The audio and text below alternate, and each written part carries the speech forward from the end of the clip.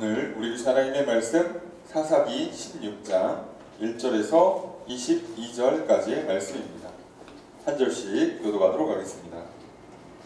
삼손이 가사에 가서 거기서 한 기생을 보고 그에게로 들어갔더니 그들이 곧 그를 에워싸고 밤새도록 성문에 매복하고 밤새도록 조용히 하며 이르기를 새벽이 되거든 그를 죽이리라 하였더라. 삼손이 밤중까지 누워있다가 그 밤중에 일어나 성 문짝들과 두 문설주와 문빗장을 빼어가지고 그것을 모두 어깨에 메고 헤브론 앞산 꼭대기로 가니라.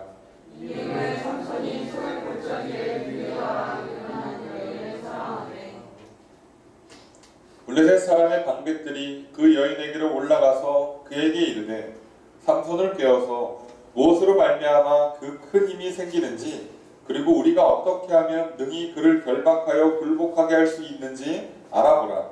그리하면 우리가 각각 은 1,100개씩을 내게 주리라 하니 그들아 그에게 말하되 청하오되 당신의 큰 힘이 무엇으로 말미암았으며 어떻게 하면 능히 당신을 결박하여 굴복하게 할 수 있는지 그에게 말하니 삼손이 그에게 이르되 만일 마르지 아니한 새 8줄 7으로 나를 결박하면 내가 약해져서 다른 사람과 같으리라.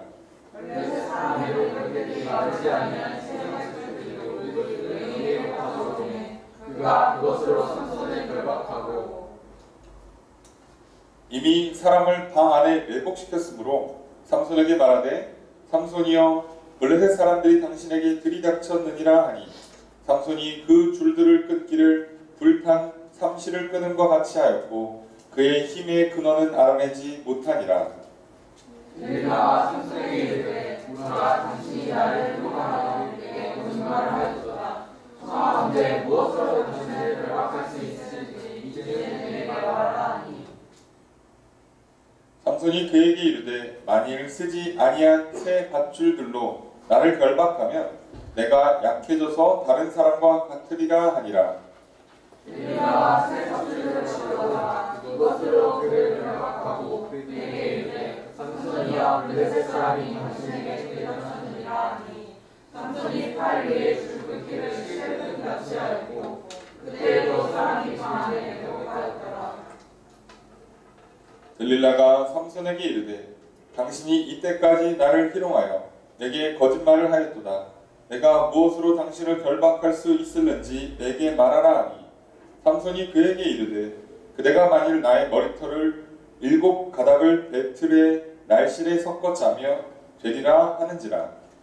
그가 한마디로 그 머리털을 단단히 짜고 그에게 이르되 삼손이여 블레셋 사람들이 당신에게 들이닥쳤느니라 하니 삼손이 잠을 깨어 배틀의 머리와 날실을 가하니라.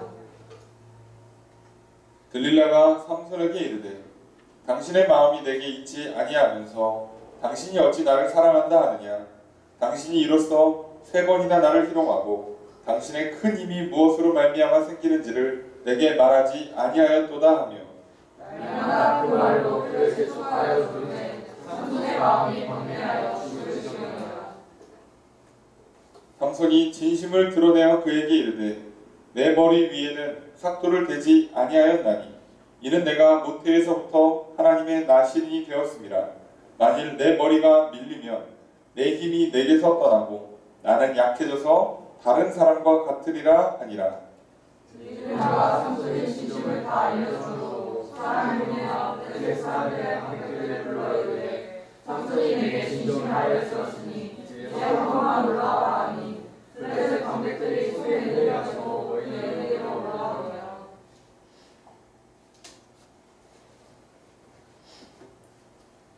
들릴라가 삼손에게 자기 무릎을 베고 자게 하고 사람을 불러 그의 머리털 7가닥을 밀고 괴롭게 하여 본즉 그의 힘이 없어졌더라. 들릴라가 이르되 삼손이여 블레셋 사람이 당신에게 들이닥쳤느니라 하니 삼손이 잠을 깨며 이르되 내가 그와 싸워서 몸을 다치리라 하였으나 여호와께서 이미 자기를 떠나신 줄을 깨닫지 못하였더라. 블레셋 사람들이 그를 붙잡아 그의 눈을 빼고 끌고 가사에 내려가 놋줄로 매고 그에게 옥에서 맷돌을 돌리게 하였더라.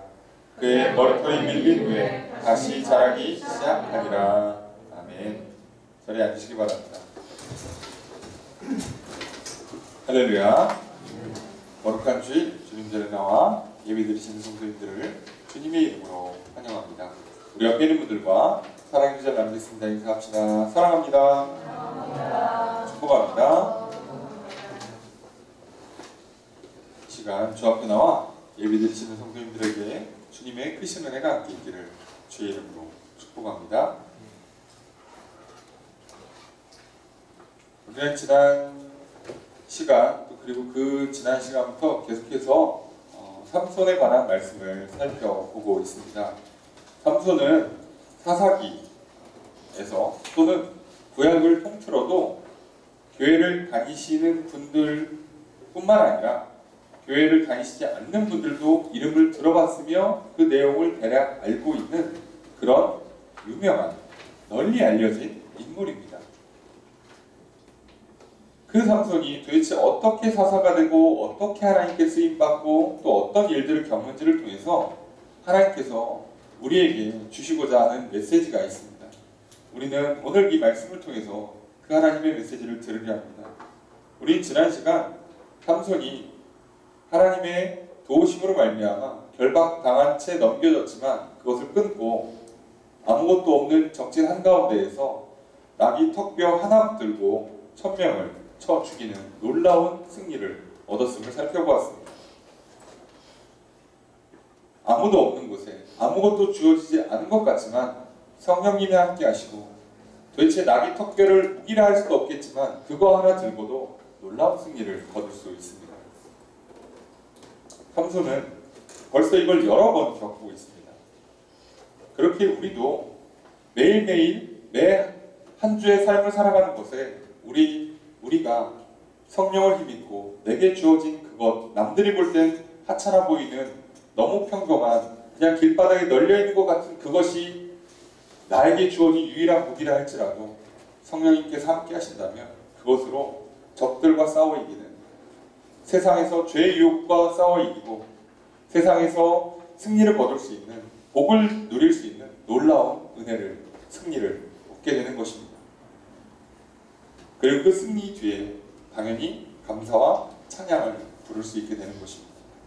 참된 예배는 비로소 죄로부터 승리한 뒤에, 죽음으로부터 승리한 뒤에, 세상으로부터 승리한 뒤에 정말 제대로 된 찬양을 우리가 하나님께 드릴 수 있음을 기억하셔야 합니다. 그리고 삼손이 육체의 한계로 말미암아 심히 목말라 지쳐 쓰러집니다.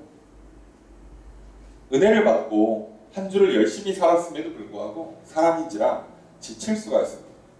육체적인 피곤함, 병들고 또 힘과 능력이 다 소진해서 어찌할 수 없는 상황이 연출될 수 있습니다. 그때 삼손이 기도하였습니다. 그리고 하나님께서는 삼손을 위해 샘을 터뜨려 주셔서 다시 일어나게 하셨습니다. 여러분, 우리가 지난 한 주를 살면서 이런 정말 너무나 평범하고 보잘것없어서 싸울 엄두조차 나지 않는 상황에도 불구하고 하나님의 말씀을 의지하고 성령의 도우심을 힘입어서 나귀 턱뼈 하나로 1000명을 쳐 죽이는 것 같은 그런 또 승리의 걸음을 한 걸음 한 걸음 내디디셨습니까? 그리고 승리의 찬양을 하나님께 올려드리셨습니까? 그리고 그것이 너무나 힘들고 지쳐서 때로는 피곤하고 탈진하고 그리고 이제는 정말 손 하나 까딱할 수 없을 것만큼 여기까지가 보다 하는 한계에 부딪힐 때 다시 또 기도함으로 회복시키시는, 소생시키시는 하나님의 은혜를 경험함으로 또 한 주를 보내시고 또 승리의 걸음을 계속 걸어가고 계십니까? 여러분, 참으로 잘하고 계십니다. 계속 승리의 걸음을 내디디십시오. 성령의 힘을 얻으시고 하나님께 기도함으로 은혜를 구하시고 감사와 찬양으로 하나님께 영광을 돌리십시오. 혹시 그러하지 못하셨다면 오늘 또 다시 우리에게 또 힘을 주시고 회복시켜 주시는 하나님의 은혜를 이 시간 구하고 겸손히 우리의 죄악된 모습들, 우리의 상한 심령들을 하나님께 아뢰고 다시 일으키시는 하나님의 은혜를 힘입어 새로운 한 주를 또 승리의 발걸음으로 내디뎌 가시기를 소망합니다. 그렇게 우리의 예배를 기뻐 받아주시고 우리를 다시 일으키사 놀랍게 또 회복시켜 주시는 주님의 크신 은혜가 함께 있기를 주의 이름으로 축복합니다. 오늘 말씀은 사실 삼손 이야기에서 가장 유명한 이야기는 나귀 턱뼈로 1000명 쳐 죽인 것도 아니고요. 삼손과 들릴라 이야기입니다.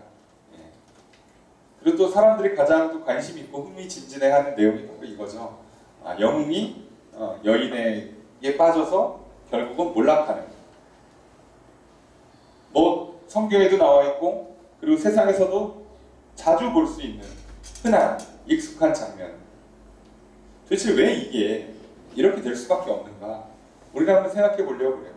그리고 놀라운 건 이 장면을 왜 이렇게 길게 기록해 놓는가?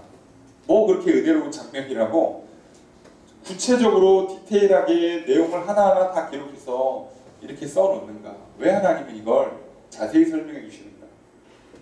이것은 우리에게 무엇을 들으라고, 무엇을 배우라고, 무엇을 믿고 따르라고 하시는가? 오늘 우리가 말씀을 통해 살펴보려 합니다. 말씀을 한 절씩 읽도록 할 텐데요. 먼저 1절 말씀 다시 한번 읽겠습니다. 시작. 삼손이 가사에 가서 이상한 기생을 보고 그에게로 들어왔더니 1절부터 뭐가 좀 이상해요. 우리는 들릴라만 기억하고 있죠. 들릴라 전에 벌써 이름 없는 한 여인이 또 있어요. 이게 중요한 거예요. 삼손이 만약에 처음부터 들릴라한테 넘어갔다 그러면 들릴라를 칭찬해야죠. 대단한 여인인 겁니다. 예? 그 위대한 사사를 한 방에 무너뜨린 치명적인 매력적인 여인이란 뜻이 되는데 이게 그게 아니에요. 여러분 잘 기억하셔야 돼요. 우리가 죄에 넘어가는 것, 우리가 세상에서 지고 쓰러지는 것 세상이 강력해서가 아니라는 거예요. 이해가 되시나요? 세상은 강력하지 않아요. 죄의 유혹은 강력하지 않아요. 여러분. 치명적인 것 같지만 그렇지 않다고요. 왜냐하면 삼손은 이미 벌써 한 번, 두 번째 이것으로부터 승리를 경험하거든요. 먼저 삼손이 가사에 갑니다. 가사가 어디냐면 블레셋의 5개 성읍 중에 하나 성읍이고 가장 대표적인 성읍. 블레셋 하면 뭐 가사 또는 아스돗 이렇게 불려지는 성읍들이 있어요. 그 중에 하나예요. 아니 그럼 삼손이 벌써 블레셋 1000명을 쳐 죽이고 이스라엘의 사사가 돼서 사사로서 활동하고 있어요. 다시 말하면 삼손이라는 존재 하나만으로 블레셋은 더 이상 이스라엘을 괴롭히지 못해요. 이미 상황 정리가 됐어요. 교통정리가 끝났습니다. 승자, 패자가 명확한 상태고 더 이상 괴롭히거나 억눌리는 일이 없어요. 그런데 삼손이 왜 다시 가사로 내려갈까요? 우리 이걸 생각해봐야 돼요. 왜 가사로 내려가는가? 자, 그러면 가사로 내려가서 그 예전에 했던 그 위장 결혼 작전, 2차 위장 결혼 작전을 그럼 지금 시행하려고 가사로 다시 내려간 거냐? 너무 일이 없어서 심심해서 가만히 있으면 안 돼. 어떻게든 시비를 걸어서 블레셋을 때려잡아야 돼. 어떻게 하지? 결혼 작전은 실패했으니 이제는 내가 너무 유명해져서 결혼하자 그러면 아무도 안 할 테니 괜히 술집 여인한테 가서 괜히 술 마시고 행패 부리는 것으로부터 또 한번 문제를 한번 일으켜보고 아주 블레셋을 아주 그냥 제대로 한번 무찔러볼까? 라고 해서 내려간 게 아니에요. 문제는 그게 아니라는 거예요. 그게 아니라 삼손이 자기 발로 가사로 갔어요. 자기 발로 블레셋, 나쁘게 표현하면 자기 발로 적진 한가운데로 들어가요. 여기 가면 좋을 게 하나도 없어요. 우리를 치면 굳이 그리스도인이 굳이 술집에 가는 거예요. 굳이 가서 좋을 게 하나도 없는데 저는 술은 안 마시고 맛있는 안주만 먹습니다. 아니 맛있는 음식점이 많은데 굳이 술집을 왜 가냐고. 자, 지금 블레셋은요 갈 이유가 없어요. 삼손 입장에서는 가요. 그런데 가서 누구한테 가는가? 한 기생을 봅니다. 이상하죠. 그에게로 들어갔어요. 블레셋에 술집이 한두 개겠습니까? 기생이 한두 명이겠어요? 그 중에 누군가를 보고 그 여인에게로 들어갔다는 표현이에요. 그러면 골라서 들어갔다는 뜻이죠. 내 마음에 드는 내 스타일의 여인을 찾아서 들어갔다는 얘기예요. 그러면 삼손은 처음부터 블레셋에 왜 간 거죠? 내 마음에 드는 여인을 만나서 술 마시고 놀려고, 즐기려고. 아니 그럼 이상하잖아요. 블레셋이 원수 같고 블레셋 때문에 40년이라는 시간을 고통당했고, 그리고 그 문제를 풀기 위해서 준비되어서 날 때부터 구별되었다가, 그리고 큰 승리를 통해서 사사로 쓰임받는 삼손이 왜 블레셋에 가서 그 여인을 골라서 굳이 거기서 술 마시고 거기서 노냐고요. 이유가 뭘까요? 이스라엘 내에서는 술 마시고 놀 수가 없으니까요. 예. 지금 삼손은 먹고 마시고 즐기고 싶어 한다고요. 왜 갑자기 이럴까요? 왜 갑자기 이런 게 아니라 사람은 늘 이럽니다. 이걸 인정하는 게 지혜로운 거예요. 사람은요, 늘 언제나 먹고 마시고 즐기고 싶어요. 육체의 쾌락, 보는 것, 듣는 것, 먹는 것 등등을 표현한 육체의 쾌락. 성경이 표현하는 것처럼 육신의 정욕, 안목의 정욕, 세상의 자랑을, 그 죄의 근원을, 그 근본을 피할 인간이 단 한 명도 없습니다. 삼손도 예외가 아닙니다. 아니 성령 충만했잖아요, 삼손이. 아니 그 블레셋을 1000명이나 때려잡았잖아요. 아니 벌써 위장결혼 작전에서 실패하고 그 난리를 쳐서 뼈저리게 배우고, 그리고 막 여우 300마리 갖고 막 다 불태우고, 그 결혼 망가진 것 때문에 자기 부인이 될 뻔했던 여자와 장인이 될 뻔했던 사람을 불태워 죽이는 것을 시비 걸어서 또 몇백 명을 쳐 죽이고, 그것 때문에 잡혀갔다가 다시 적진 한가운데서 1000명을 때려잡고, 그리고 탈진에 쓰러지는데 애나고래를 막 터트려 주셔서, 샘을 터트려 주셔서 회복하게 하시고, 그걸 다 겪은, 말 그대로 자신의 약함과 문제와 하나님께서 힘주시고 회복시켜주는 걸 다 겪은 사람이 왜 갑자기 먹고 마시고 즐기는 거에 넘어가냐고요. 갑자기가 아니라 사람은 그 안에 본성상 죄악이 있다고요. 인간은 날 때부터 악한 본성을 갖고 태어났어요. 그래서 안타깝게도요, 이 악한 본성을 누르면 누를수록 더 튀어오릅니다. 그러니까 다시 말하면 이 악한 본성을 누를 수 있는 사람은 단 한 명도 없어요. 내가 육신의 정욕을 누른다? 먹고 마시고 즐기고 감각을, 쾌락적인 감각을 통제할 수 있다? 아무도 없습니다. 안목의 정욕을 누른다? 내가 남들한테 보여지고 잘 보이기 위해서 꾸미고 뭐 좋은 것으로 채우고 자랑할 만한 뭐 최신의 것들로 사치하고 이런 것들을 안 할 수 있는 사람이 있다? 없습니다. 심지어 사람들은 그걸 안 하면 그 안 하는 것조차도 자랑을 합니다. 그래서 세상에서 이생의 자랑까지 무조건 가게 돼 있어요. 피할 방법이 없어요. 누르는 게 아니에요. 그럼 어떡하냐고.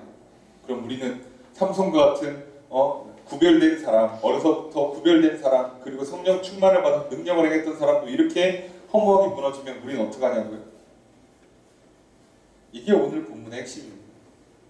모두 다 무너질 수밖에 없고, 그 모두 다 무너지는 걸 막을 수 있는 유일한 길이 우리에게 주어졌죠. 그게 바로 예수 그리스도의 십자가입니다. 그 모든 것에서 우리를 건져주실 수 있는 유일한 방법. 나는 내 육신에 내 악한 영혼을 다룰 수가 없는데 예수 그리스도의 십자가로 말미암아 그것이 씻겨지고 나면, 그리고 그분 안에서 다시 태어나는, 거듭나면 이제 우리는 정욕의 사람이 아니라 거룩한 사람으로 사람이 바뀌었기에 이제는 더 이상 정욕에 지배당할 일도 없고 육신의 정욕이나 안목의 정욕이나 이생의 자랑에 끌려다니지를 않게 돼요. 그래서 우리에게는 참된 자유가 있어서 이제는 정신만 차리고 선택만 똑바로 하면 아무 문제가 되지 않는 그런 상태로 우리를 회복시켜 주십니다. 그게 하나님의 은혜예요. 그 방법 외에는 이 문제를 해결할 방법이 없습니다. 내 안에 있는 죄악의 문제는 내가 해결할 방법이 전혀 없습니다. 내 밖에 있는 죄악의 문제는 어차피 나랑 상관이 없는 문제예요. 다시 말하면 사라지지 않지만 나랑 상관이 없어요. 문제는 내 안에 있는 건데 이건 하나님이 해결해 주세요. 하나님의 은혜로만 해결이 된다. 예수 그리스도의 십자가로만 해결이 된다. 그리고 그것이 해결이 돼야만 이제 비로소 우리는 밖에 있는 죄악, 다시 말하면 죄의 유혹들과만 싸울 수 있는 거예요. 그래야 승리할 수 있는 거예요. 내 안에 죄악된 본성이 있으면 죄의 유혹을 이길 방법이 없어요. 결국 시간 싸움이에요. 참고 참다 결국 어장참 무너져요. 삼손이 뭐 설마 에나꼴의 은혜를 받고 다음날 갔겠습니까? 그렇지 않아요. 적어도 최소한 몇 달, 아니 몇 년 정도의 시간이 흐른 뒤에 갔을 거예요. 나름 거룩하게 산다고 살았는데 살다 보니까 심심하죠. 나름 사사고 영웅이고 리더인데 뭔가 이스라엘 내에서는 자랑할 것도 없고 즐길 것도 없고 그래서도 안 되고 삼손이 일생을 하지 말아야 되는 게 뭐예요? 머리도 자르면 안 되죠? 건포도조차도 먹으면 안 되죠? 시체 만지면 안 되죠? 무슨 낙으로 살아요? 삼손만 그럽니까? 그리스도인들은 무슨 낙으로 살아요? 잘 생각해보세요. 우리는 무슨 낙으로 살아요? 우리가 도대체 뭘 먹고 마시고 즐기며 놀 수 있어요? 그래도 우리에게는 매운맛이 있지 않습니까? 그래도 합법적으로 먹을 수 있는 거 매운 거 먹으면 몸이 상해요. 그렇게 되지 않아요.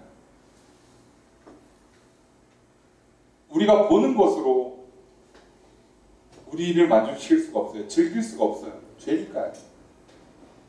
마시는 거 선을 넘어갈 수 없죠. 그럼 우리는 뭘로 즐겨요? 뭘로 기쁨을 누리냐고요. 여러분, 죄악을 짓는 것으로 세상의 것을 하지 않는 것 그리고 다른 방법들로 우리는 기쁨을 누릴 수가 없어요. 우리가 예수 그리스도 안에서 씻기고 거듭나야만 이제 우리에게는 예수 그리스도가 기쁨이 될 수 있어요. 그래야 진짜 기쁨이 바뀌어요. 사랑하는 기쁨을 알게 되고 사랑받는 기쁨을 알게 되고 그래서 남들이 볼 땐 세상의 그 어떤 것도 즐기지 않지만 기쁨을 누릴 수 있는 삶을 살게 되는 거예요. 이걸 하지 못하면 결국은 우리의 악한 영혼은 내 안에 있는 이 악한 정욕들은 결국 누르다 어느 순간에 튀어오를 뿐이에요. 그걸 기술적으로 최대한 사고나지 않는 선에서 한다고 한들 본인은 알아요. 시간이 지나면 점점 더 심해질 수밖에 없다는 거. 그래서 많은 그리스도인들 중에서도 특별히 더 리더십을 갖고 있는 사람들이 심지어 육체의 정욕에 훨씬 더 많이 무너지는 거예요. 그래서 안타깝게도 교회의 지도자들이 더 돈 문제, 권력의 문제, 이성의 문제에 훨씬 더 쉽게 무너지는 건 그들이 처음부터 악해서가 아니라 누르는 것으로 버틸 수 없다는 반증이기도 해요. 삼손은 똑같고요. 그럼 삼손은 이제 속절없이 죽을 일만 남았는가? 그렇지 않습니다. 2절 말씀 함께 읽겠습니다. 시작. 사람들에게 삼손이 왔다고 알려주되 그들이 곧 그를 에워싸고 밤새도록 성문에 매복하고 밤새도록 기름이 하며 이르기를 새벽에 일어나 눈을 죽이라 하였다. 블레셋에서 삼손 모를 사람이 어디 있겠습니까? 왔는 걸 알았어요. 걸렸죠? 들어가면 죽는 거예요. 자, 그래서 어떻게 합니까? 성문에서 매복하고 새벽에 술 마시고 골아 떨어지면 죽이겠다라고 계획을 세워요. 여기서 말하는 새벽은 깊은 밤이니까 한 3시, 4시, 4, 5시 요 정도 시간을 예측하고, 그때까지 지금 성문 걸어 잠그고, 성이라는 건 원래 해지면 걸어 잠그니까 그때부터 이제 성에서 매복하고 있다가 깊이 잠들었을 시간에 죽여야지 그러고 대기하고 있는 거예요. 그런데 지금 이 상황이 되면 삼손은 무조건 죽어요. 그럼 만약에 이게 우리 삶으로 적용이 되면 우리가 참고 참다가 한번 폭발해버리고, 그래서 그냥 통제할 수 없게끔 한 번에 확 갑자기 평소에 안 하던 거를 2배, 3배로 막 죄를 짓면 그때 우리는 끝나는가? 죄 한 방에 다시 무너져 버리고 영원히 끝나는가? 그렇지가 않아요. 그걸 잘 기억하셔야 돼요. 그래서 죄를 지라는 뜻은 아닌데, 자, 도대체 어떻게 하나님 이걸 다시 살려주시는가? 3절 말씀 함께 읽겠습니다. 시작. 삼손이 밤중까지 누워있다가 밤중에 일어나서 적과 두 문설주와 입장을 빼어가지고 전설주로 배에 메고 푸른 앞산 꼭대기로 가니라. 아니, 이상하게 삼손이 밤중까지 누워있다가 밤에 일어납니다. 아니, 지금 블레셋까지 와서 기생을 만나요. 아, 내가 블레셋 걸어오다가 좀 피곤해갖고 할 수 없이 여인숙에서 잠깐 눈 붙이고 일어나는 게 아니라, 지금 처음부터 이거 술 마시고 놀았잖아요. 골아 떨어지는 거라고. 말 그대로 깊은 밤중이에요. 깊은 잠에 들었어요.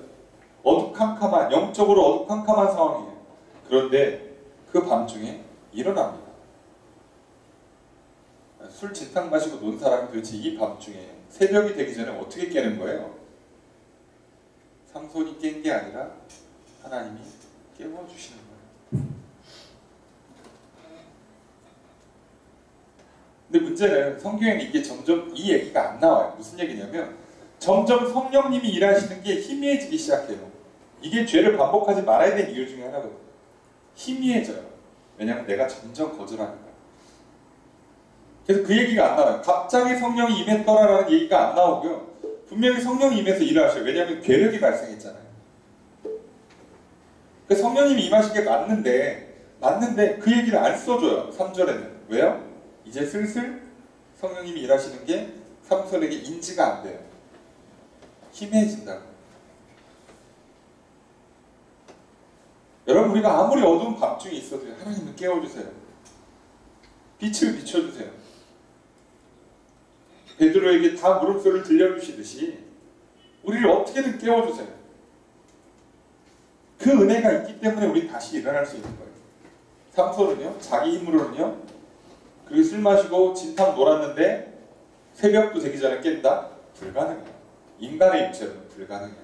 하지만 하나님의 은혜는 가능합니다. 여기서 도무지 헤어나올 수 없는 것 같은 큰 죄악과 실수와 악의 굴레로 들어가고 있는데 하나님이 그걸 건져주세요. 거기서 갑자기 정신 차리게 하시고. 방법은 달라요. 하나님께서 어떤 식으로 경종을 울려주시는가, 갑자기 생각을 바꿔주시든가, 마음을 바꿔주시든가, 갑자기 누가 찾아오게 하든가, 사람을 통해서 알려주시든가, 육체에 갑자기 질병이나 사건이 일어나게 하든가, 방법은 다르겠지만 도대체 삼손을 어떻게 깨웠는지는 안 나와요. 모르죠. 파리 한 마리가 왔는지, 모기가 물었는지 모르죠. 갑자기 자다가 막 속이 뒤틀려서 화장실 급히 가야겠는지 모른다고요. 그건 중요하잖아요. 어떤 방법이든 깨워주실 거예요. 하나님 우리를 다시 깨워주세요. 그 깨워주시는 은혜가 중요한 거예요. 자, 그리고 놀라운 건 이 은혜는요, 삼손뿐만 아니라 저와 여러분들 모두에게, 심지어 믿지 않는 모두에게 하나님은 동일하게 베풀어 주십니다. 끝까지 베풀어 주십니다. 은혜가 없는 게 아니라 은혜를 안 받는 게 항상 문제죠. 끝까지 하나님은 포기하지 않으세요. 자, 그래서 깨워주세요. 깨워놨어요. 성령의 충만을 받습니다. 다시 괴력을 발생해요. 그래서 어떻게 합니까? 집으로 조용히 돌아가는 게 아니라 성문을 부셔요. 문짝, 문설주, 문빗짝, 성문과 통째로 다 들은 거예요. 그러니까 여러분, 성문이요, 이런 우리 방문 사이즈가 아니잖아요. 아시죠? 성문이면요, 마차가 지나다닐 만하고 그리고 그걸 걸어 잠그면 사람들이 다니기 힘들 만큼 그래도 사이즈가 꽤나 크고 무거워요. 그거를 들고 갑니다. 이건 굉장히 중요한 의미를 갖고 있어요. 여러분 지금 이 성문은요, 안타깝게도 블레셋성이에요. 그러다 보니까 삼손이 그 안에 들어가고 그 성문이 잠기면 어둠에 잠긴다는 뜻이 돼요. 그래서 헤어나오질 못해요. 그런데 하나님이 다시 깨워주시고 능력을 주시면 그 성문을 부서뜨린다. 우리는 죄악에 무너질 때, 유혹에 무너질 때 더 이상 나는 안 될 것 같잖아요. 나는 계속 무너지는 것 같잖아요. 망할 것 같죠. 그런데 하나님은 깨워주세요. 그리고 그 문을 부시게 하십니다. 나를 가둬뜨리는 그 견고한 것들이 있어요. 사람마다 약점이 있죠. 그리고 어려운 상황과 환경들이 있죠. 하나님은 그 문을 부서뜨리세요. 뚫고 나가게 하십니다. 오늘 우리에게 그 은혜가 필요한 거예요. 그리고 그 은혜를 주시기 때문에 우리가 항상 살아 있을 수 있는 거죠. 그러니 성령의 도우심으로만 죄악의 문을 깨뜨릴 수 있어요. 어둠 가운데 빛을 볼 수 있고 죄악의 견고한 성의 진들을 그 문을 깨어 부실 수가 있는 겁니다. 나의 힘이 아니라 오직 하나님의 은혜인 거죠. 그리고 놀라운 거, 삼손이 술이 어떻게 깼는지 모르겠지만 하여간 알딸딸한 중에 성문 들고 그리고 어디까지 가냐면 헤브론까지 갑니다. 지금 제 생각에 삼손이 성문을 부셔야 된다는 걸 특별히 알았다든가 헤브론으로 성문을 들고 가야 된다는 걸 알았다고 생각하진 않아요. 성령님의 이끄심을 따라서 하다 보니까 성문을 부셨고 헤브론까지 갔어요. 그럼 굳이 왜 헤브론인가 한번 생각해 보면 좋아요. 헤브론, 익숙한 지명이죠. 예루살렘에서 남서쪽으로 한 30km 떨어진 곳이에요. 유다 지파 진영입니다. 여기 왜 이렇게 익숙하나 봤더니 아브라함이 정착해서 살았던 곳이고요. 그리고 거기에 아브라함과 그 아내 사라와 그 아들 이삭과 이삭의 아내와 야곱과 야곱의 아내들이 다 거기 묻혀 있어요. 게다가 그 헤브론의 단어의 뜻이 연합, 교제입니다. 성경은 문제가 있을 때마다 항상 사람들을 헤브론으로 돌아오게 하세요. 무슨 뜻이죠? 하나님께서 나랑 사귀자, 나랑 교제하자, 나와 연합하자라고 초청하시는 거예요. 삼손은 자기 힘으로 욕망을 억눌러 봤지만 되지 않고 결국 그 욕망의 폭발함으로 말미암아 죄악의 한가운데로 들어갔지만 하나님은 그 삼손을 다시 깨워주시고 다시 죄의 문을 부서뜨리게 하시고 그리고 하나님과의 만남의 자리를 이끌어주세요. 그래서 오늘 저와 여러분들이 여기에 나올 수 있는 거 아닙니까? 그게 아니었다면 우리도 한 번 무너지고 나서 영원히 세상에서 계속 빙빙 돌면서 헤매고 있었겠죠. 그리고 그 은혜가 오늘 또 누군가에게도 전해지고 있겠죠. 그리고 경우에 따라서는 그 은혜의 전달의 통로가 바로 저와 여러분이 되어야 하는 것 아니겠습니까? 이렇게 해줬어요.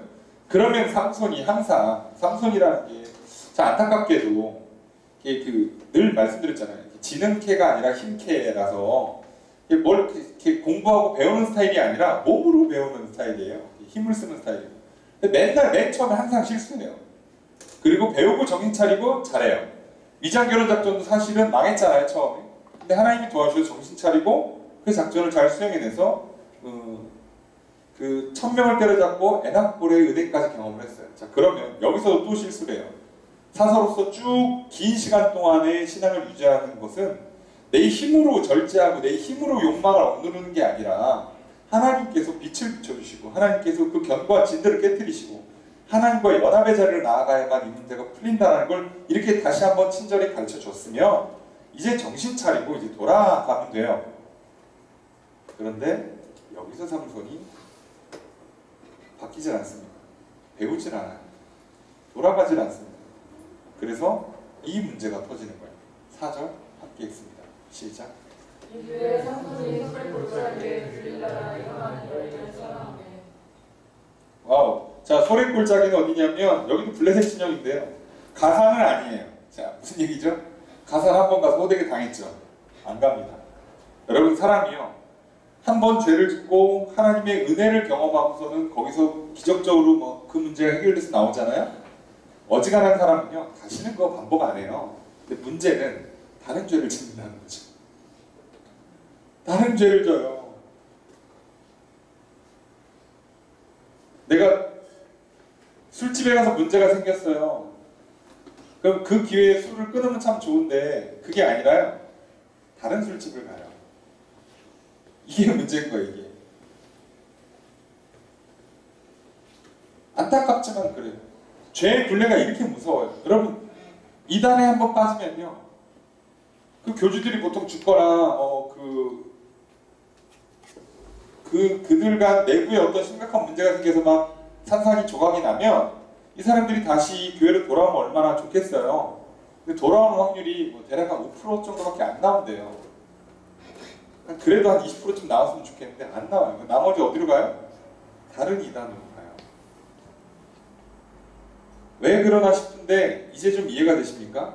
사람이 갖고 있는 욕망, 내가 눈에 보이는 것으로 내가 원하는 걸 만족시켜주는 그 신, 그 우상을 찾아서 또 다른 데를 간다고요. 그러니까 이 욕망은 바꿀 수가 없어요. 우리가 이걸 빨리 인정해야 돼요. 절대로 안 됩니다.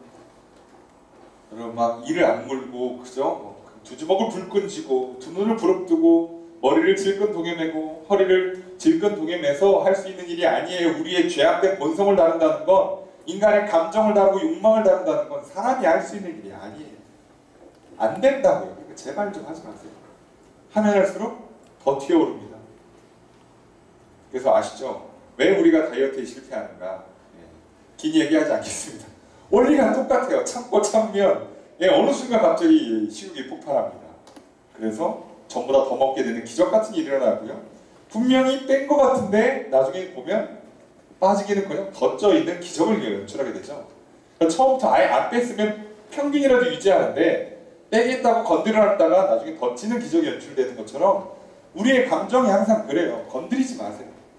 감정은 내가 통제할 수가 없어요. 하나님께 맡기십시오. 새 사람으로 만들어 주셔야 돼요. 새롭게 해주셔야 됩니다. 내가 하는 게 아니에요. 여러분, 거울 보고서 10번 외치면 바뀌어야 사람 생각이, 마음이, 감정이. 옆에 있는 사람이 미운데 사랑해야지, 사랑한다, 사랑한다, 그럼 막 사랑이 생겨요? 안 되잖아요. 여러분, 학생들 학교 가기 싫고 공부하기 싫은데 아침에 일어나서 거울 보고 공부한다, 공부할 수 있다, 공부는 참 좋은 거다, 10번 외치고 가면 막 갑자기 막 공부하고 싶고 막 샘솟아요? 안 된다고요. 차라리 빨리 무릎 꿇고 하나님께 기도하세요. 하나님, 내 마음을 바꿔주십시오. 나를 새롭게 해주십시오. 그 은혜가 없이는 오늘 내가 하루를, 공부를, 일을, 사람을 만나는 걸 감당할 수가 없습니다. 그리고 그걸 내가 참고 억지로 하다가는 분명히 더 큰 죄를 질 수밖에 없습니다. 주님, 도와주십시오. 그 은혜를 구해야 사는 거예요. 문제는 삼손이 그걸 안 해요. 그래서 어떤 문제가 생긴다고요? 잠깐 정신 차리는 것처럼 보이지만 다시 안정감을 찾게 되면 또다시 반복해요. 그럼 지금 삼손 안에 있는 주된 욕망이 뭡니까? 음란함? 술 취함? 그럼 한번 생각해 볼까요? 제가 정확한 심리는 모르겠습니다. 남자들이 일도 잘하고 공부도 잘하고 돈도 잘 벌고 가정도 멀쩡한데 왜 굳이 술 마시면서 여자들과 놀고 왜 그럴까요? 제가 그런 분을 만나서 인터뷰를 한번 했어야 되는데 못해서 정확한 이유를 모르겠어요.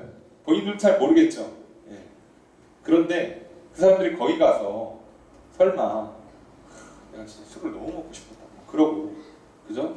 뭐 접대해주는 그 여성분과 얘한테 막 하소연 하겠습니까? 내 아내는 나한테 술을 안 따라준다고 막 이러면서 막 술 한 잔만 따라달라고 이럴 것 같아요? 아니에요. 그러면 이 사람들이 거기서 뭐 할까요? 대부분 허세, 자랑을 합니다. 큰 소리 쳐요. 자, 삼손은 똑같은 일을 해요. 변함없이.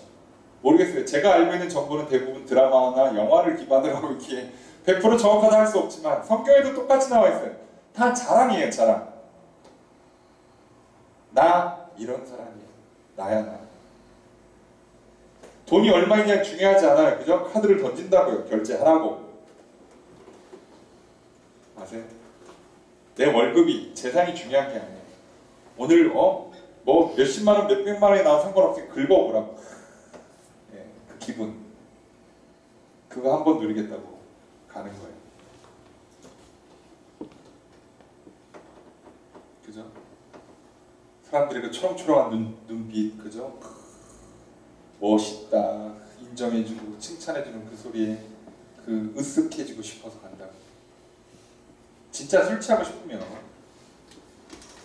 제일 싼 거 소주인가요? 아니면 되게 도수 높은 양주 하나 사서 집에서 혼자서 한 병만 먹어봐야 그냥 골아 떨어지지. 예, 그게 목적이 아닌 거 아시겠죠? 우리? 왜 사람이 꼭 술을 마시는데 이성을 옆에다 두고 마시는가? 남자만 그런 게 아니잖아요. 여자도 똑같잖아요. 왜 그럼 사람이 술을 혼자 막 마시고 취하면 되지? 그렇잖아요. 정말 취하는 게 목적이라면 너무 삶이 괴로워서 술 마시지 않으면 도저히 잠을 잘 수 없는 지경이 되면요. 지경이 아니잖아요. 대부분은요. 멀쩡해요. 내가 지금 뭘 원하는지 사실 명확히 알아요. 그걸 하러 가는 거예요. 그래서 갑니다. 이번에는요. 아예 여인의 이름까지 나오네요. 그 유명한 들릴라가 나옵니다. 이 여인을 기록했다는 건 여러 가지 의미가 있는데요. 여인이 삼손을 무너뜨린 결정적인 일을 했기 때문이기도 하지만 이런 경우에 성경에 이 여인의 이름을 기록해 놓는 경우 대부분요. 이 여인이 이미 알려진 인물이라는 뜻이에요. 후대가 이 사람의 이야기를 들었을 때 할 수 있는 인물들이에요. 이름을 알려준다고. 성경에서 여인의 이름은 함부로 쓰지 않아요. 다 이유가 있는 거예요. 이미 이 지역에 있는 사람들 그리고 후손의 후손에게 전설적으로 알려져 있는 사람들 굳이 삼손을 무너뜨리지 않았어도 이미 당대에 가장 예쁘고 가장 유명한 여인이었을 가능성이 높다고. 바로 그 여인을 삼손이 만나죠. 만났다는 얘기를 듣자마자 블레셋 방백들이 갑니다. 여인에게 올라가서 얘기를 해요. 어떻게 힘이 생기는지 그리고 어떻게 하면 굴복할 수 있는지 알아내라. 그러면 우리가 각각 은 1100개씩을 주겠다. 은 1100개씩이에요. 성의 방백들이에요. 자, 블레셋은 총 5개 성으로 되어 있습니다. 5명이 왔다는 뜻이고요. 각각 1100개예요. 모으면 5500개예요. 은 5500개. 얼마인가? 모르죠. 그 당시 화폐 단위를 모르니까. 자, 그런데 이때에도 노예 하나 사는데 은 30개예요. 기본. 은 30개. 5,500개면 180명 정도 살 수 있어요. 생각해보세요. 자, 오늘 우리가 한 사람을 노예 계약한다고 칩시다. 아무리 싸게 해도 100만 원이라고 쳐요. 정말 어디서 정말 사람을 요즘 100만 원이라고 말하면 안 되지만 100만 원이고 180명이면요. 계산이 어떻게 되죠? 1억 8천인가요? 18억인가요? 그러면 조금 그래도 인간적으로 어떻게 100만 원이에요. 요즘 사람의 가치가 1000만 원 칩시다. 금액이 얼마큼 올라간지 아시겠어요? 그리고 이 여인은요. 거절할 이유가 없어요. 이 사랑의 흐름이 너무 안타까워요. 하나님은 삼손을 통해 이스라엘을 사랑하시는데 이스라엘은 자꾸 우상을 사랑하고 삼손은 자꾸 여자를 사랑하고 이 여인은 돈을 사랑합니다. 이 사랑이 돌아오질 않아요. 계속 가기만 하지 오지를 않아요. 이 비극이잖아요. 여러분 아시죠? 사랑이라는 건 나누어야 돼요. 교제해야 된다고. 주고받아야 되는데 가기만 해. 오지를 않아. 그럼 이게 결국은 끊어질 거 아니에요. 파국으로 간다고요. 내가 얘기하는데 저 사람이 듣지를 않아. 아니 저 사람은 나랑 얘기를 안 하고 나한테 한참 듣기만 하고 가서 딴 소리예요. 그럼 이 사람 얘기가 안 될 거 아니에요. 더 이상. 관계가 지속되지 않죠. 자, 안타깝지만 세상 사랑은 이래요. 다 각자 사랑하는 게 다르고요. 말 그대로 동상이몽입니다. 죄를 짓기 시작해요. 반복하지 말아야 되는데 반복을 해요. 어떻게 해결할 수 있는지 알려줬는데 해결하지 않고 삼손은 또 똑같은 죄의 굴레에 빠져듭니다. 이번엔 제대로 걸려들었어요. 들릴라라는 여인. 게다가 이 여인을 매수하기 위해서 엄청난 돈이 들어갑니다. 그러자 이 여인이 어떻게 합니까? 물어봅니다. 자, 뭐 좀 표현이 저렴해서 죄송합니다. 오빠 어떻게 하면 그렇게 힘이 세? 어떻게 이렇게 돈을 많이 벌었어? 라고 물어봤더니 뭐라 그래요? 나는 이렇게 하면 힘 못 써. 자, 이렇게 슥 하는 거죠. 활줄, 화살줄로 쓰는 거 7개로 나를 묶으면 내가 못해. 묶어놨더니 묶어놓고 소리 지르는 거죠. 예, 묶어놔요. 이 여인은 벌써 묶어놓고 어떻게 하는 거예요? 불렀어요. 방백들을 묶여서 꼼짝 못하고 그냥 죽이라고. 자, 그런 상황에서 소리를 질러요. 자, 블레셋 사람들이 왔어요. 불이야 라고 소리를 지르죠. 그랬더니 어떻게 합니까? 어이쿠 하고 그냥 끊고 일어나요. 자, 당연히 그러니까 힘의 근원도 몰랐고 들리려는 삐지죠. 거짓말했다고. 그러면 이때 진짜 삐졌으면 아시죠? 진짜 삐졌으면 안 만나요. 근데 지금 들릴라와 삼손의 관계는 그런 관계가 아니에요. 연인의 관계가 아니에요. 연인한테 이렇게 하면 안 되죠. 이거 지금 술집에 가서 하는 거예요. 그러니까 이거 뭐 하는 거죠? 하하하 웃고 넘어가는 거예요. 아유, 뭘 그런 거 알려고 그래. 알면 다쳐. 어? 내가 어디서 이렇게 돈 벌고 내가 이렇게 어디서 이렇게 크게 됐는지 이렇게 알려가지 마. 그러고서는 좀 알려줘봐. 그러면 뭐 괜히 이상한 얘기 쭉 던지고 그냥 가는 거예요. 다음날 오면 또 와서 알려줘 줘 이렇게 쪼아대면서 그러면서 이렇게 주고받고 하면서 즐기는 거예요. 뭘 즐긴다고요? 나 힘세, 나 돈 많아, 나 잘났다고. 궁금하지? 알려줄까? 알려줄까? 그러면서 나 잘났다예요. 당신 최고라고. 근데 어떻게 됐어? 궁금하냐? 아유, 내가 내일 알려줄게. 계속 즐긴다고. 자랑. 정욕. 그러면서 술 마시고 놀고. 죄악의 본성이 여기에 다 드러나요. 자, 이거를 무려 3번이나 합니다. 내용은 굳이 안 볼게요. 뭐 이렇게 밧줄로 하고 뭘로 하고 하는데 의미가 없어요. 자, 이걸 문제는 3번이나 했어요. 3번이나 하는 동안에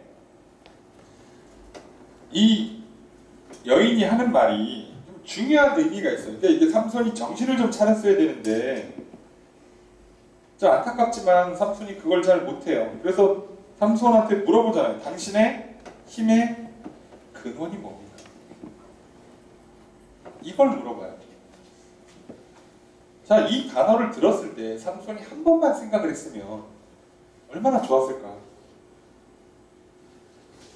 힘의 근원이 뭘까? 내 힘의 근원이 뭐였을까? 한 번만 삼손이 생각을 했다면 얼마나 쉬웠을까? 설마 머리카락이겠어요? 아니, 나시린이 금해야 되는 3가지, 그죠? 머리 깎지 않기, 포도주, 포도 관련된 거 먹지 않기, 그리고 시체 만지지 않기예요. 근데 벌써 얘는 두 번째 건 어겼잖아요. 어겼는데도, 어기고 있는데도 성문 때려부시고 얘 다 하잖아요. 그러면 머리 깎기나 시체 만지기가 아니에요. 아니, 맨 처음에 시체 만져놓고도 했잖아요. 맨 처음 위장결혼 작전 할 때는. 그러니까 시체도 만졌고, 포도주, 건포도도 먹었고, 그러니까 머리랑 상관이 없다고, 내 힘의 근원이. 근데 안타깝게 삼손이 머리를 쓰지를 못해요.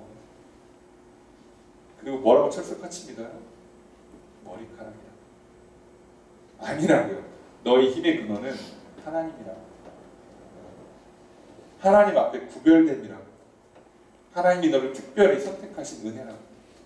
그걸 잊고 머리카락이라고 해요. 그래서 삼손이 구별되는 이 3가지 중에 마지막 보루가 뭐였어요? 이건 2개는 이미 어겼어요. 마지막 보루가 머리를 안 자른 건데 이건 마저 자를 때 삼손은 이제 더 이상 거룩하지가 않아요. 구별되지가 않는다. 삼손은 나시린이라고 부를 수가 없는 사람이 되는 거예요. 하나님께서 그 선을 넘지 말았어야 되는데 그 선을 넘어가자 하나님이 떠나십니다. 떠나십니다. 예수님도 우리에게 말씀하시죠. 우리가 어떤 죄를 지어도 다 대신 십자가의 보혈로 다 씻어주고 용서해주세요. 근데 도저히 안 되는 거 하나 있어요. 뭐라고요? 구원받고 나서 부정하는 거예요. 이건 넘어가지 말라는 거예요. 이것만큼은 안 된다. 내가 2번 십자가를 질 수 없지 않냐. 토해낸 걸 다시 먹을 수는 없는 거다. 그러니까 제발. 아무리 죄가 많고 아무리 실수를 반복해도 끝없이 너를 용서해주고 끝없이 회복시켜주는 내 앞에 끝까지 붙잡아 있으면 내가 어떻게든 살려줄게. 어차피 너는 그 문제 못 푸니까. 거기서 저는 안 되겠어요. 저는 여기까지인가 봐요. 포기할래요. 그러면 끝난다. 그 선을 넘지 말라는 거예요. 삼손에게 있는 이 세 가지 안전장치 중에 한 가지, 두 가지가 중요한 게 아니라 이걸 다 어기는 순간 끝난다고. 우리에게는 구별되는 선이 딱 하나 있어요. 그죠? 예수를 그리스도로 고백하는, 믿고 고백하는. 이거를 부정하는 이 선을 다시 넘어가면 안 돼요. 이거는 방법이 없어요. 그건 안 되는 거예요. 그러니 여러분, 지난 한 주, 아니 또 새롭게 시작하는 이번 한 주에 또 얼마나 심각하게 여러분이 무너지고 스스로 자괴감이 들 정도로 내가 이러고도 그리스도인가? 아니 내가 이러고도 사람인가? 인간 자식이고 인간 새끼인가 싶을 정도로 내가 너무 추악하고 내가 너무 악하고 욕망에 막 휩싸여가지고 막 미쳐 돌아가는 거 날뛰는 것 같아요. 다시 하나님 앞에 서세요. 괜찮다고요. 그럴 줄 알고 있다고요. 하나님 처음부터. 그게 안 되는 걸 아니까 그렇게 해주신 거예요. 빨리 인정만 하시면 돼요. 나는 안 된다. 하나님이 나를 바꿔주셔야 된다. 내 생각을, 내 마음을. 나를 사랑하고 가까이에 있는 배우자, 부모, 형제, 가족들을 비롯해서 이웃을 사랑하고 하나님을 사랑하는 것이 내 힘으로는 안 된다. 세상을 따라가지 않고 죄를 짓지 않는 게 내 의지와 결단과 내 노력으로 되는 게 아니라고. 그게 처음부터 안 되는 걸 인정해줬고 그걸 알고서 베풀으신 은혜가 십자가 아닙니까? 십자가를 포기하지 마시라고. 그걸 포기하면 안 돼요. 그걸 포기하면 답이 없어요. 삼손이 머리카락이 문제가 아니라 그 마지막 머리카락마저 놓으면 안 되는 거였어요. 세 가지 중에 두 가지는 벌써 놨잖아요. 마지막 세 번째를 놓는 바람에 끝났죠. 그래서 본인은 뭐라고 믿었는지 모르지만 하여간에 자기는 그렇게 믿었어요. 삼손이 얼마나 잊고 정신을 놨으면 자기 힘의 근원이 하나님께 있다는 걸 생각도 못하고 어떻게 머리카락이에요. 그러면 포도주는 뭐였고 시체머는 뭐였어요. 왜 갑자기 머리에 집착하는 거예요? 이제 마지막 남은 게 머리라서 그건 또 알고 있어서 모르겠습니다. 중요하잖아요. 잘못 알고 있었어요. 삼손이 가장 큰 실수는 자기 힘의 근원을 잘못 알고 있었다. 그래서 자기의 거룩함을 버렸다. 그래서 무너집니다. 결국 무너져요. 그래서 그 바람에 이제 잡힙니다. 머리가 밀렸죠. 19절에 보니까 20절에 머리 밀어놓고 묶어놓고 소리 지릅니다. 블레셋이 왔어요. 불이야. 했는데 오늘 뭐라고 써있는가? 20절 함께 읽습니다. 시작. 이르다가 이르되 삼손이여 블레셋 사람이 당신에게 그 약속을 하니 삼손이 자기에게 이르되 내가 전과 같이 나가서 물을 치려 하였으나 여호와께서 이미 자기를 떠나신 줄 깨닫지 못하였다. 자, 힘이 빠졌다고 써있잖아요. 여호와께서 떠났습니다. 삼손의 힘의 근원은 머리카락이 아니라 여호와 하나님이십니다. 여호와 하나님께서 떠나셨기 때문에 이제 더 이상 삼손은 괴력을 발할 수가 없습니다. 그래서 속절없이 붙잡힙니다. 붙잡히면 어떻게 되는가? 눈을 빼고요, 노줄로 매고요, 목에서 맷돌을 돌립니다. 다시 죄인 포로 노예의 신분으로 전락해요. 게다가 이전보다 더 비참합니다. 이전에 블레셋의 지배를 받을 때에는 조공만 바치면 됐어요. 세금이 얼마인지 모르지만 다 쥐어 뜯기고 그래도 살 수는 있었는데 지금은 사는 게 아니에요. 숨만 쉬는 거예요. 왜 사는지 모르지만 살아요. 눈도 볼 수 없고 발은 묶였고 계속 맷돌은 돌리는데 이거에서 돈 버는 것도 아니고 안 돌리면 채찍질 당하고 그러고 살아요. 여러분, 죄에 무너지는 순간 우리의 인생이 이렇게 전락하는 겁니다. 우리의 영혼이 완전히 무너진다고. 그러니 기억하십시오. 스스로 구원할 수 없습니다. 여러분 안에는 욕망, 통제하려 하지 마십시오. 되는 게 아닙니다. 하나님께서 바꾸시기에 우리가 통제할 수 유일한 방법, 하나님께 끝까지 도움을 구하는 것. 그래서 이렇게 완전히 무너진 블레셋에 완전히 무너진 삼손은 어떻게 하는가? 그럼 이제 이스라엘의 끝인가? 아니에요. 하나님은 이스라엘을 포기하지 않으세요. 지금 삼손이 나시린으로서 그리고 사사로서의 그 은혜와 권리를 포기한 거지 하나님의 백성을 떠난 건 아니잖아요. 그래서 마지막 은혜가 다시 임하는 게 22절에 머리가 다시 자라기 시작합니다. 머리가 힘인 건 아닙니다만 머리가 다시 자라요. 하나님께서 다시 거룩함을 회복시키고 계신다. 다시 삼손을 일으키셔서 또 이스라엘을 구원할 수 있도록 쓰시겠다는 뜻입니다. 여러분, 또 무너질 수 있어요. 하나님은 또 일으키실 겁니다. 그러니 이것만 기억하십시오.